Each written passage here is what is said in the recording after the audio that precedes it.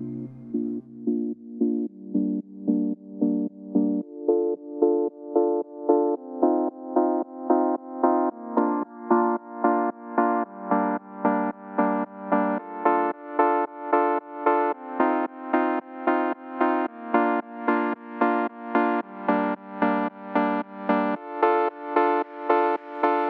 welcome Diana Taurasi!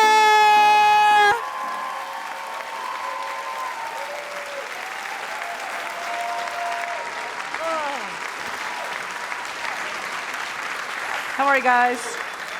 So breaking news that she doesn't know about, Portland Fire has pulled out of retirement and is signing Diana Taurasi. People are like, really? Really? No. Don't expect much. We were talking back there about going to the gym, because I remember the first time when I retired, I went to the gym, and I'm like, what do I do? Someone was doing walking on the treadmill. What are you doing? Well, we were talking, I'm still training like I'm getting ready for a season, and every time I'm done, I'm like, I don't have to do this anymore.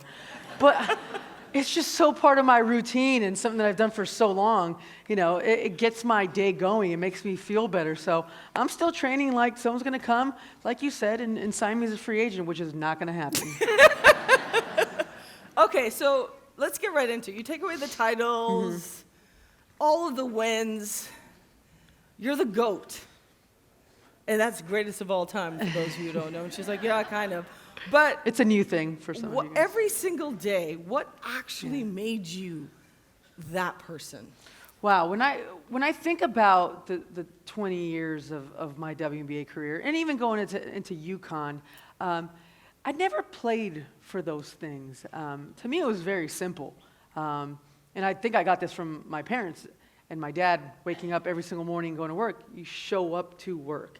And once I got there, it didn't feel like work because I really enjoyed every single moment. But I think the ability to show up every single day and try to be your best, especially when things aren't always going your way, right? We don't always, go into work or go into whatever you're doing feeling great, but can you turn that tide? And to me, that was always the biggest challenge. How can I get to the gym and have the best day possible for our unit? And to me, that was fun. Did you have to let go of anything? Because you talk about show up, and I love it. I'm taking notes here, too. Are you guys taking your notes? Pull out your book and take notes. It's Diana Taurasi. But, when you have, what are the things you actually have to let go of to let in the ability to become that version of you? Well, I think you have to accept and open up to change. And that was the one thing. I went to Connecticut, and we won a lot. You go to Connecticut and you win at UConn, you win. And then, I got some Connecticut people in here? Okay. It's a long ways. And so I thought I was going to get to the WNBA and we were just going to win. We were going to win every single game and every single championship. And that wasn't reality. So I had to let myself evolve in different ways. And that came with being with different people, seeing how it was done differently, and being able to evolve in those ways where, there's more than one way to become a very successful team. And you have to evolve, because if you don't, things pass you by. I think if you're stuck in your ways, and there are principles that I think we all keep, right? As, professionals, as teammates, as friends, there are core principles that you keep, but it evolves into something different with whatever group you're in. What are the principles that you keep? Well, you show up every single day, you respect everyone, and you work your tail off on. You work as hard as you can. There's a lot of people, especially in the basketball world, that are talented. Yeah. And even more talented than me, to be honest. There was someone who was more athletic, a better passer, a better shooter, a better rebounder, but I was showing up every single day. And I knew when I was showing up and they weren't, I was getting better. That was the input that I had to make sure that for 20 years, I could, play at an elite level. When you talk about playing at elite level, let's go into the locker room. Leadership, and not everybody here has been in the locker room like you. And I would love to be in a locker room with her. I'm going to just say that. But what does leadership look like inside of that locker room? It comes in a different way. I think we love leadership. But to get there, I had to become a great follower. I was a great follower in college. Coach Arima was someone that I looked up to. All the things that I wanted to be. He instilled in me every single day. And I became this person that thought, well, if he can do it, then I can take all those principles and go into the WNBA and hopefully be a great leader. And to be honest, it's not usually the best player on the team. It's not the loudest player. It's the person who, is willing to say the things that make you uncomfortable, but knowing that they do it every single day. Yeah. I think that's the misconception with being the leader. It's the loudest, the best, the smartest, the most talented. No, it's not. It's the person who's, their character always outshines their talent. And how do you make sure, because you talk about character, which I absolutely agree, but how do you make sure you're the leader that's heard? Because there's a lot of leaders, like you say, it's not always the loudest person. Sometimes it's the person leading from behind. Yeah. But how do you make sure, as a leader, people hear what you're saying? Well, it's easy to say I'm the leader, but if no one's following you, you're really not. And I've been around a lot of players who are like, that's a great leader. Well, no one followed them when they were playing, so were they? What was the question again? How do you make sure, she didn't even hear my question. How do you make sure as a leader you're heard? Well, I think you do it in ways that affects people differently. Yeah. Not everyone is the same. Not everyone receives messages the same way. Not everyone processes information the same way. And I think I really understood that the last 4 or 5 years of my career, where I was always the oldest person in the locker room. And, I'm 38, and I'm in the locker room with a 21-year-old, and I'm just like, this is different. I have to find a different way to communicate the things that I think are really, really important, which they don't understand. They didn't understand, 20 years ago, we flew Southwest everywhere. That doesn't that kind of grit build doesn't resonate with them. So I had to find different ways to communicate and lead them in ways that I thought would not only help our team, but help them as, they continue their professional career.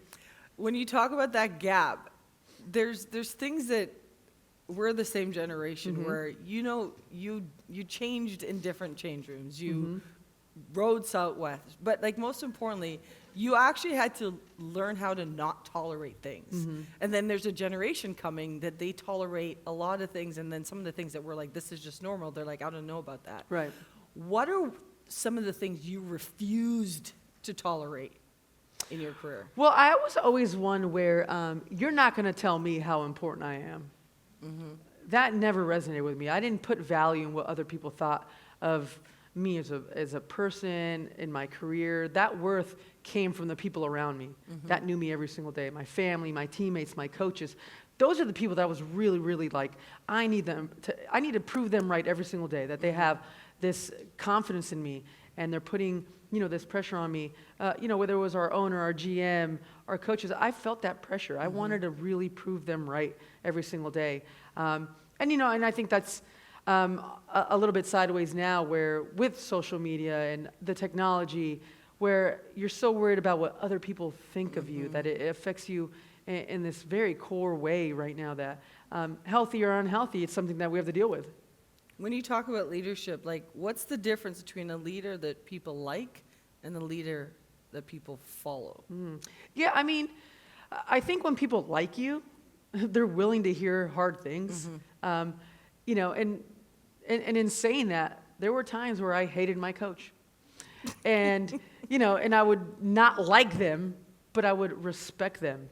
And I would give them the benefit of the doubt. And I would follow, and I would try to do all the things that they were trying to, input into the team. So, to me, it was always really important to have a relationship with everyone.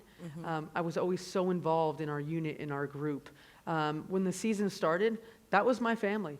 And in sports and in business, you recycle teammates, employees, different think groups. You're in a lot of different settings, and can you immerse yourself in that group with everything you have to, hopefully win a championship, to innovate something new, to solve a problem? To me, that was fascinating. I love that you talk about innovating and solving a problem. We've got a new WNBA team coming on back here in Portland. Yes. Yeah. And we want to be innovative. We want to solve a problem. And this is a city where, they show up for women athletes. Yep. I mean, I was blessed enough to play for the Thorns, and it's like, it's better than the World Cup and Olympics in some aspects. We have a community. We're already doing really well in sales. But what do we have to get right at this time? I mean, there's not many franchises that come back on the scene and everyone's happy. When Portland was announced, everyone was happy. I think that is the beauty about this city and this fan base. It's authentic. And you can feel it. You know, the minute I got here this morning, I was like, "Oh, Portland is cool, man." Like, you just feel that the people here have a sense of community. Yeah. They're not shy about it. They are who they are, and that's reflected on their sports teams. Whether it's the Thorn and the Blazers, and now with the Fire back. I think as a fan base, which is great that you have here, is you have people who love the game for one. You have people who know the game, which is really important. And I think with knowing the game, you have to give this team a little bit of grace, right? I think everyone wants that instant success. Well, Portland's going to win a championship next year. Well, you know what? They're probably not going to, but I know. This is awkward. But the beauty is the hope, right? Yeah, the exactly. belief that you've put people in these great positions to make sure that this team succeeds, not only this year, but for the next 20 years, and it never goes away. Yeah. And with the hires, and I know people that you've hired, that I went to college with, Ashley Battle. Yeah. You're hiring winners and champions. And that shows in every single day how they treat people, the team they're going to build, coaching staff, general manager, and that goes all the way up to the ownership. And and that directly reflects the culture of you guys as a city. So much of it is about the people, right? It's everything. Yeah. Culture isn't a tagline, and when you're in sports, there's always the cliches, right? Integrity, family, together. I don't know, is that a good I don't know what that is, but and that's really not what makes the culture. It's the micro. It's how you show up every single day and interact with the strength and conditioning coach, with the security guards, with your teammates. Like that is the fabric that really builds a culture. And I think it's so important to have the right people in the building, and then the winning will come, and then the talent will come, and when you combine those two things, something special can really happen. What I love about you is I watched the documentary, and it's just how you've impacted people. And you're known as the villain, right? Yeah. And you played that role so well. Thank you. Well, I would call it the kind-hearted asshole. I think that's better than villain. But the thing about you is just in talking to people is how you care, how you show up for others. And that probably is why people followed you as a leader. Where did that come from? Because obviously I saw about your Argentinian parents. Like there's so much of you, but what I don't want you to walk off the stage and people just think about this great basketball player and miss, yes, the villain, but the incredible human that you are. Well, my parents came here in '78 from Argentina. My dad was born in Italy. He migrated to Argentina after the war, and then they both came here, obviously for the American dream. But little did they know, my sister and I would really benefit from the American dream. Yeah. All I remember from them is waking up every single morning, 4:30, and going to work. And for a long time, I didn't really understand why they came here. Yeah. They really didn't. They still don't know the language well, but there's this fighting spirit that they had every single day. And I always carried that chip on my shoulder for them. And not only that, we were a close-knit family. We were just super tight, super, super tight. I would always say I would go to school and I would be in the U.S. and then I would walk into my house and I'd be in Argentina, and then I would go out and I'm like, oh my God, I'm in L.A. again. And then I would walk right back into my little house and I'm like, oh, I'm in Naples, and I took that to every single team I played on. Like those are my sisters. That's my family. I'm going to do anything for you. And I think when you show up like that for people, you act different. You can find this level of just love and trust. And you go the extra mile when you really like someone, when you really trust in them, when you know they're doing it for the right way. And I always hoped I brought that to a team and to every setting that I'm in. I love it. I mean, I'm from an immigrant family as well too, and when you see your parents sacrifice a lot for you, you just want to go the extra mile. And showing up is so important in life because like that's 90% of life. It's like showing up for people. So let's think of the young girl who's in Portland right now. She is growing up in a city that's the epicenter of women's sports. You like that? But That's not on the teleprompter either. it's not. It's basically just tattooed on me. What do you say to her? Because you carry weight. I mean, you see this audience, it's all ages. But the little young girl who's like, she's in our city right now. What do you tell her? Find your passion. Work through your passion, the ups and the downs. You know, I think sometimes we want to write the story, but we haven't even written the title. Yeah. You know, you have to really go through life and you understand what you really love, what you don't enjoy, and do it not for what is at the end of the road. It's really not that important, and it's cliche, right? The journey, but that's really what it's about. Like, as you go through it, all the people that you meet. And as a little kid, the best thing that happened to me as a little kid is my parents had no clue what basketball was. No clue. Go to practice, go to the game. You hungry? Yeah. Go to practice, go to the game. You want to go to your aunt and uncle's? Sure. Like there wasn't this embedded pressure to be greater, to get us out of the hood, or all these things. Like they just really nurtured me in what I love to do. And to be honest, the first time I retired from basketball, I was in 5th grade because I loved soccer. That was my passion. Yeah. That was my like I wanted to be Gabriel Bastituta. Well, you're Argentinian, and I right? wanted to be Mia Hamm. I wanted to be Julie Foudy. I yeah. wanted to be those people. I saw them in, at the World Cup and the Rose Bowl. Like that was my passion for so long. And then I started playing basketball, and the culture of basketball I just loved so much. That 90s basketball, which, in Portland was a crazy, right? Like with Clyde Drexler and Terry Porter and Kevin Duckworth. I mean, right? Those are like, yeah. And I was a Laker fan. Again. So, basketball just was more than a sport to me. It was like my well-being. Yeah. It's what made me feel great. It's what made me feel like I was, on cloud 9. So it wasn't the, what I can get from basketball, which I think right now it's like, there's just so much weight on these kids at such an early age, and I just tell them, enjoy it. Yeah. What will come, will come. I mean, basketball was my first love too. See? But soccer worked out. I think the biggest thing though is there's so much pressure on this next generation to choose early. And what you're talking about is you almost had balance to escape from expectations. What is your fear about this next generation of it's like, you've got to choose this and this has to be your lane? Yeah, it's become so specialized so quickly. I'm sure a lot of people here in the audience, and when you grew up, if it was, if tennis was on TV, I'd go outside and play tennis. Yeah.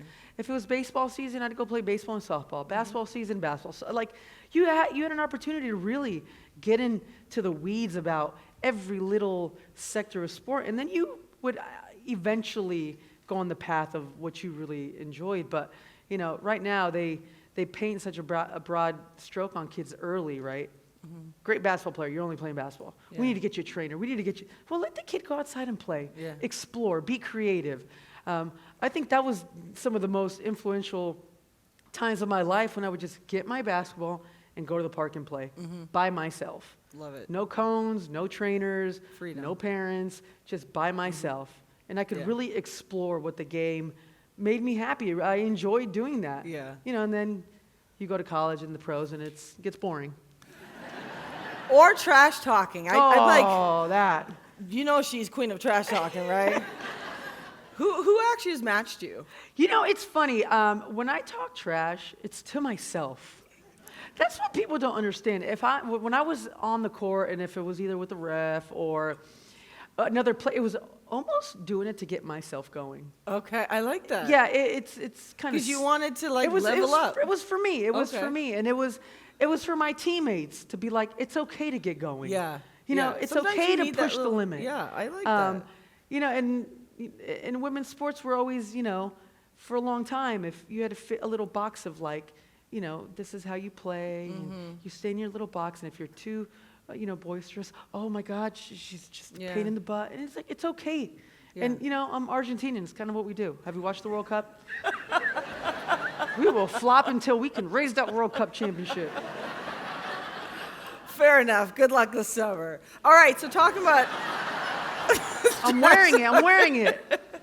All right, rapid fire. Song that you instantly go to get in the zone. Ooh, Hit 'Em Up by Tupac. Okay. Hey, that's a hey. Pre-game superstition that you still don't break. Wow. I have this OCD about hairspray in my bun, and I can't even go through the. Is it there right now? I did it to get ready for today. Can I touch? You can touch. Oh, it's there. It's there. What's a loss that sticks with you? Ooh. I think the one that really set up my whole career and the way I went about my career was my freshman year at Connecticut. We played Notre Dame in the semifinal game. And I think I probably had the worst game of my life. I was like 1 for 15, one for 11 from 3. And I think it was the first time I was on this stage where it crumbled me. I really felt the pressure, and I felt that I just wasn't good enough. So I got back to campus, and coach told me I wasn't good enough, and that kind of just really propelled me to dig in and just be obsessed with the game. Because there's no such thing as failure, right? No, I mean, it is if you keep failing. You know, then you got to turn it around. You gotta turn it around. I get it. All right. Let's go with sneakers. Favorite sneaker? Mine is the 1995 Up-Tempo. Oh. Group chat. Are you active, or are you just somebody swiping through, or you delete it? No, I'm active, but I'm the one that, like, I'll chime in, and then everyone else stays quiet. I'm just like, was it that controversial? I'm like, why is everyone quiet now? So, I don't know. I'm usually So the should period. I ask you your biggest pet peeve, or is that your biggest pet No, peeve? you know what my biggest pet peeve is? I love home renovation. Oh. I hate watching people do their own wallpaper. What about- It does not make me feel well, because you know it's not going to turn out very well. Like, I'm like, you know you're going to have to redo it. Just get a pro to do it. And, you know, they're trying to do the ceiling, and it's like, it just gives me such anxiety. I don't know. I hate it. I hate it. This is where the failure comes in twice, I hate right? it. Favorite movie you watch over and over again? Bronx Tale. Oh. Last show you binge watched? Secession. Oh. When you are, do you cook? I cook. Penny's more the cooker. I'm more of the did you- dishwasher loader. So the answer's no. Favorite post-game meal? Probably a good pie, right? Really nice pizza, like, Okay. yeah, vegan, of course. Vegan Yeah. and gluten-free? No, gluten-free, that's for the birds. I mean, when they can figure out how to make gluten-free taste good, I think we're going to be in a really good spot. I feel bad for the celiacs. Some Like, of it who tastes wants good. cauliflower crust all the time? It tastes good. You like it? Yeah. I don't know, I'm just... I like it all. A leader or mentor that inspires you? Oh, wow. You know, obviously my parents are just, they're in my, like, DNA, obviously. And I always go back to Coach Rama because those years were just, the influence he had on me, because he knew me. For some reason, he just knew what buttons to press to make me, you know, just keep pushing, especially on the days where he would fight me. And I didn't understand it early, but now I understand it's Coach Rama. He really just shaped the way I, you know, really go about life. You didn't ask me favorite book. Well, I just didn't want to assume you read. Well, no, I got the notes that were like, D doesn't really. I'm like, who's up? So I read Humanize, which is an architecture book. You guys should read it. Hey, see, Humanize it's called. Great she book. just corrected me. Well, it's so funny because this is not on here, but you've stepped into the next chapter of your life, and people call it the first death for an athlete. But now that you've tasted this and you see your impact and your reach, what is it that you want people to say about you? Ooh. It's funny you said the death. I feel like I've been reborn because I was so in one lane for so long, and now I've stepped away. And what I've learned is there's so many amazing people that do so many different things that are just as passionate, that put their whole life into it. I thought it was just me. No.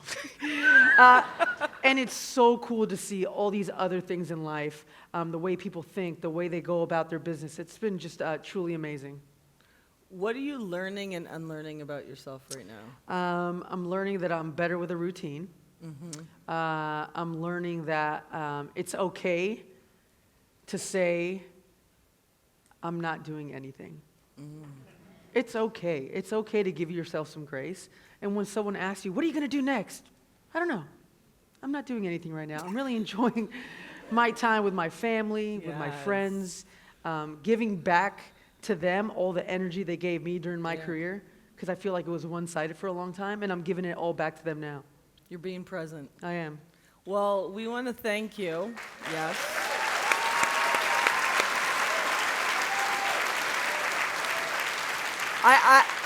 I get to sit down with some pretty cool people, but this has been pretty cool. And it's not only what you've done in your sport, but what you've done for women's sports. You've transcended the game. You've inspired so many.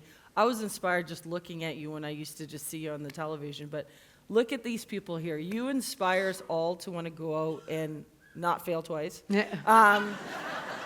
But go out and just be the DT version of ourselves. So be a villain when you need to, be warm when you need to, but shine and make people better off because they were in your presence. Thank you so much. Appreciate it, guys. Thank you. Thank you.